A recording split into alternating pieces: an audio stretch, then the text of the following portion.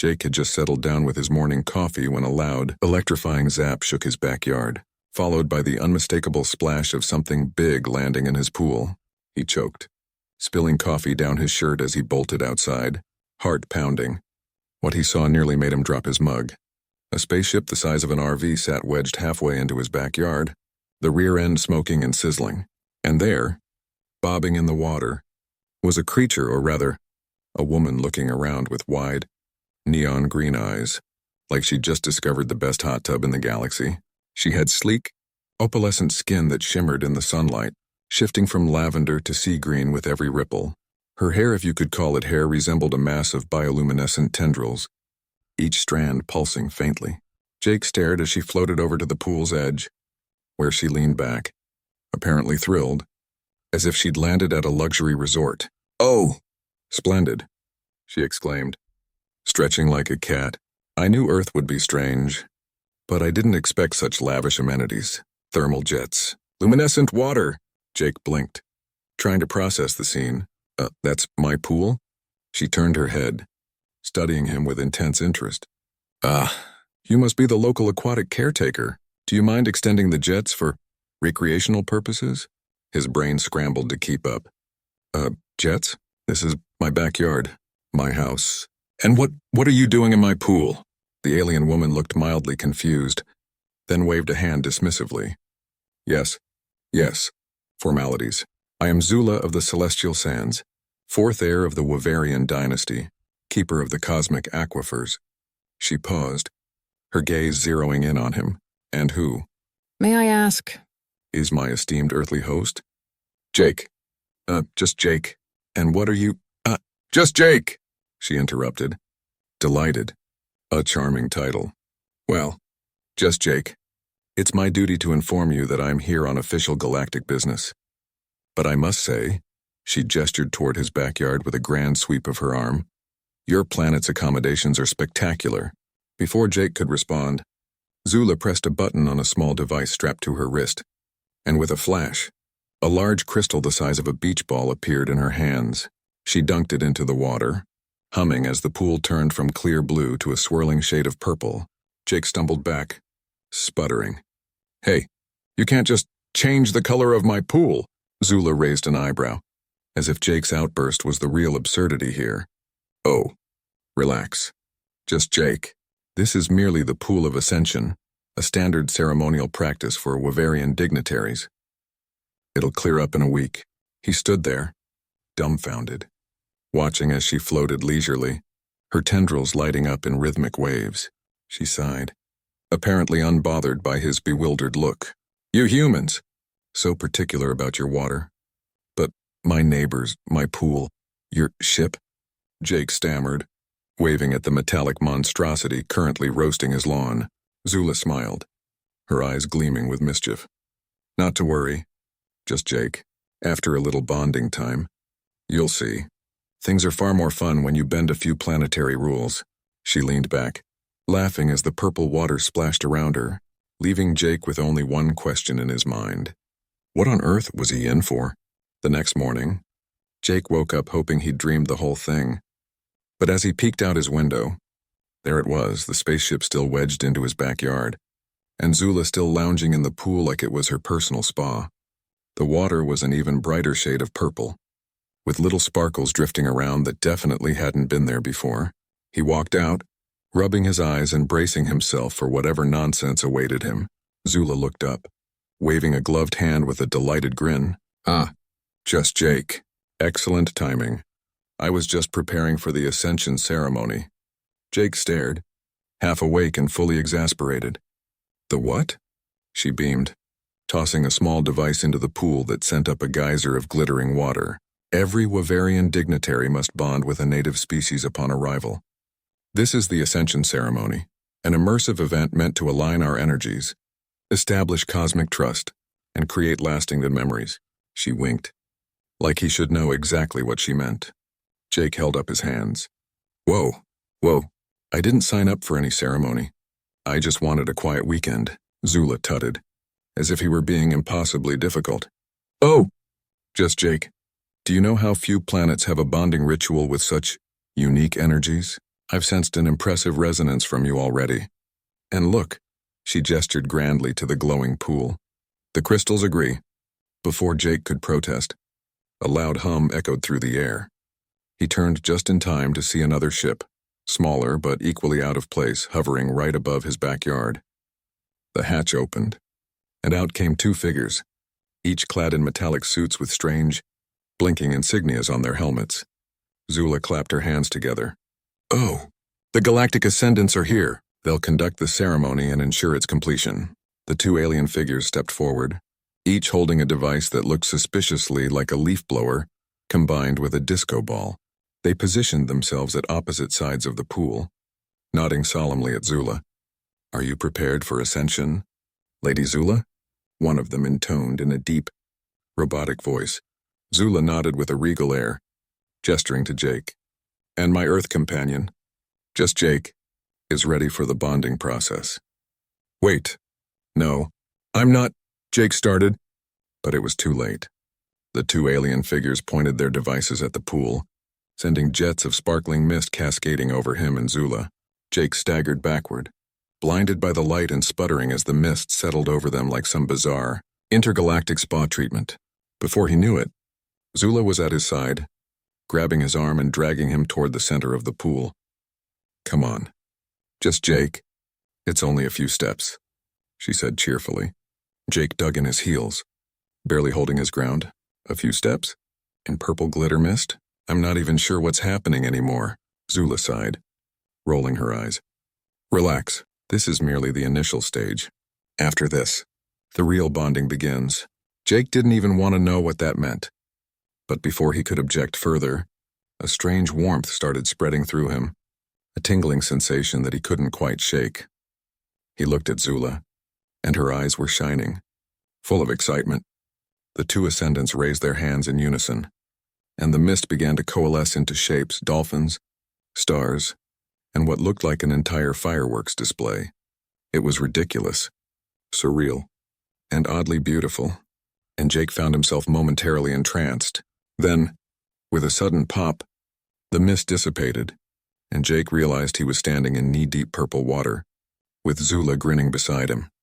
Congratulations, one of the ascendants announced, their voice echoing theatrically. The bond has been initiated. Now, the energy exchange may commence. Zula leaned in close, her voice soft and oddly sincere. Thank you. Just Jake. This means more to me than you know. Jake's brain was still scrambling to make sense of the whole situation when the ascendants pulled out another gadget, this one resembling a high-tech slingshot. They aimed it at Zula's ship, sending out a laser beam that ricocheted off the hull and created a glowing portal in the middle of Jake's backyard. The ascendants nodded approvingly. You may now proceed with phase 2 of the ceremony. Zula turned to Jake, giving him a sly smile. Are you ready to experience true Wavarian hospitality? Jake raised an eyebrow, crossing his arms. Do I have a choice? Zula laughed, grabbing his hand before he could protest. None whatsoever. Before he knew it, she pulled him toward the portal, and in a flash, they were whisked away, leaving the purple sparkling pool and his confused neighbors behind. When Jake blinked his eyes open, he found himself standing in a vast, gleaming hall filled with creatures from every corner of the galaxy. The walls shimmered like they were made of liquid metal, and beams of colorful light swirled overhead, illuminating the crowd in otherworldly hues. His jaw dropped as he took in the bizarre scene. A floating jellyfish-like creature playing an instrument that sounded like a saxophone, a towering figure with 10 arms delicately balancing dozens of neon drinks, and a small, furry being who zipped around the room offering hors d'oeuvres on trays hovering beside it. Jake barely had time to process the sight before Zula pulled him forward, grinning as though she had just taken him to her favorite nightclub. Welcome to the Grand Hall of the Ascendants, she announced with flair, her eyes twinkling. Here, every species celebrates their bondings and connections, a true intergalactic gala. Jake looked around, half astonished, half terrified. Wait, you brought me to an alien party? Zula looked affronted. Not just any party, just Jake. This is the highlight of the Wavarian bonding season, where newly bonded companions present themselves to the galaxy. It's an honor. He rubbed his temples, trying to make sense of it. So, let me get this straight. You dragged me here through a portal to meet a bunch of aliens and… What? Prove we're bonded? Zula nodded enthusiastically. Precisely. You're catching on. And I must say, you look adorably bewildered. Before Jake could respond, a being with 3 eyes and a mouth that stretched across its entire face drifted over, raising what looked like a glowing pineapple drink. To new bonds, it declared in a booming voice, holding up the drink in a toast. May they be strong, lasting, and thoroughly amusing. Zula clinked her glass against the beings with a wide grin, and before Jake knew it, he had a glowing drink thrust into his hands as well. He eyed the neon liquid, but one look at Zula's expectant face made him take a hesitant sip.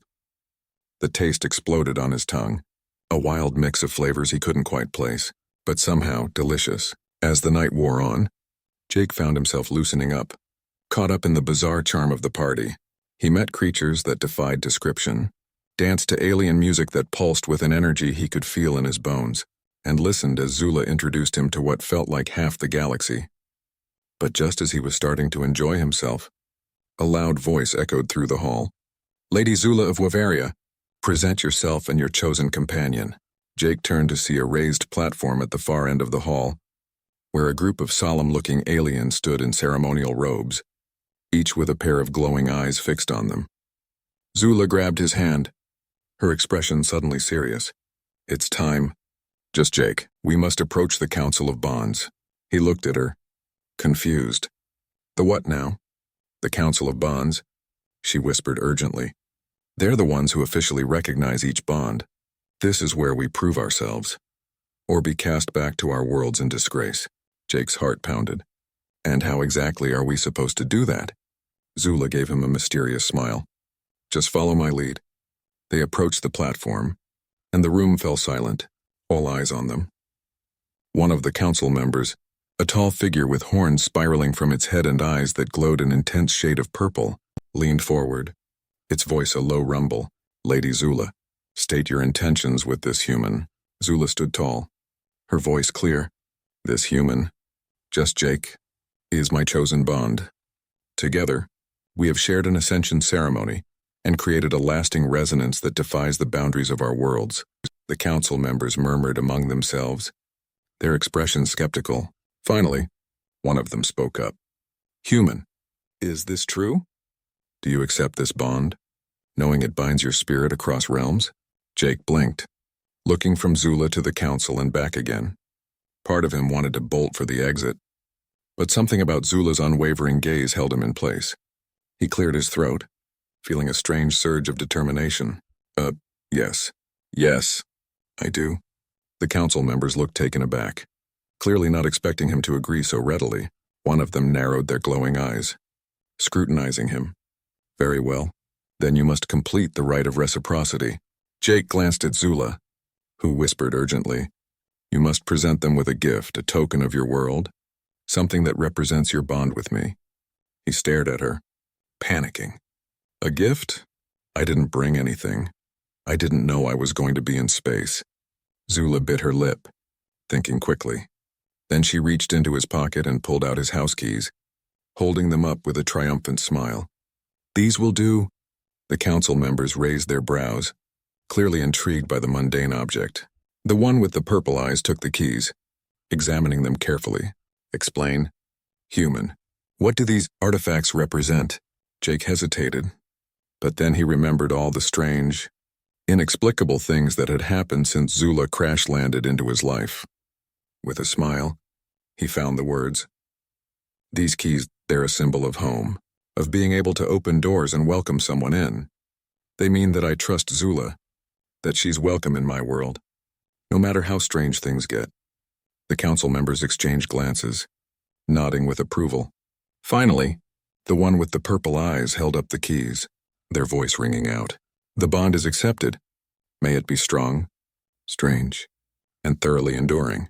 The hall erupted into cheers, and before Jake knew it, Zula had thrown her arms around him in a hug that felt warm and surprisingly real.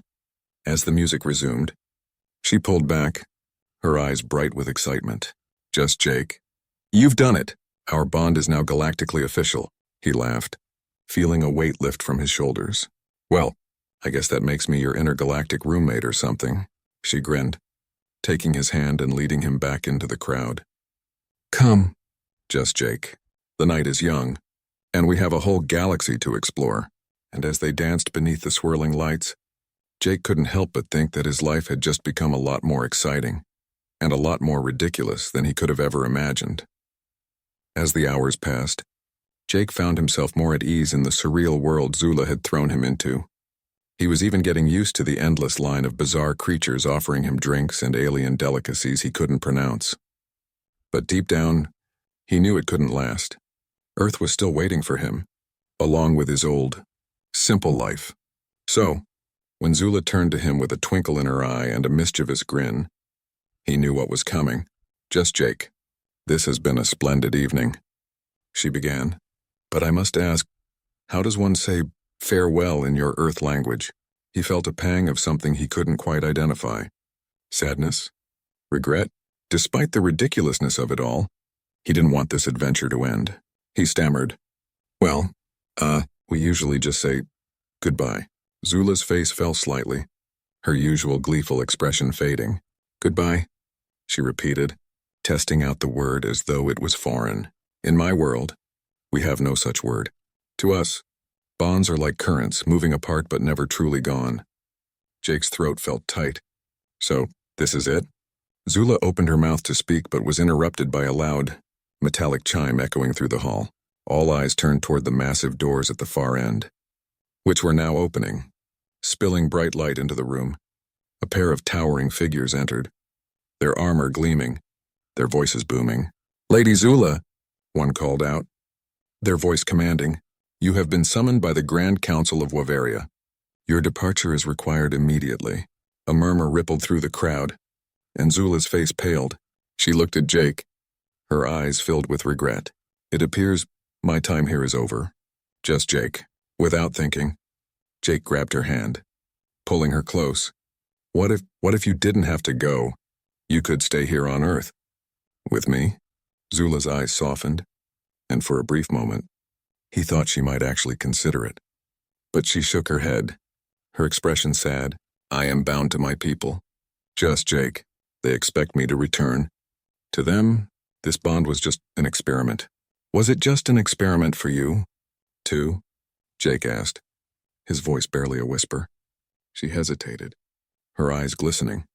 No, this has been more real than anything I've known, but my place is with my people. They need me. The armored figures approached, waiting impatiently.